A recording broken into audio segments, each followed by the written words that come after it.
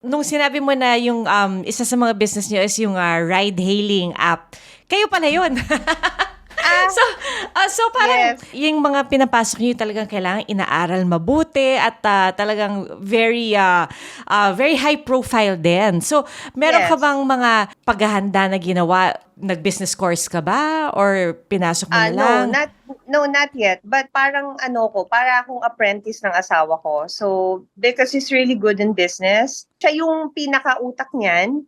And then I give suggestion then from different world kasi mas nagko-complement eh. Siyempre outsider ako, hindi ko masyado sanay yung mga ganyang business but eventually kakasama ko sa kanya pag nagmi-meeting kami and we go overseas, abroad, iba-ibang lengguwahe ang mga ka-meeting namin. So, I think yung experience ko, mas magandang lesson, mas magandang teaching. Oo. Kasi ang dami kong na-encounter, ang dami kong natututunan from different cultures, from different business world. Nakaka-excite naman. Is it difficult na magkasama kayo ng husband mo sa negosyo or sa trabaho? Or parang it actually works better for both of you? Actually, parang nagko-compliment kaming dalawa. I really appreciate it pag he asks opinion about kunwari sa ginagawa niya and sinasabi ko kung ano yung nakikita ko. Doon, nagko-compliment kami. I think maganda rin talaga pag tandem yung husband and wife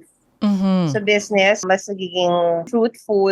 But eto siya Ah. talaga, sobrang pinag-isipan niya 'to and ako naman isa rin ako sa moral support na, "Yeah, we can do it, you can do it, we can do it."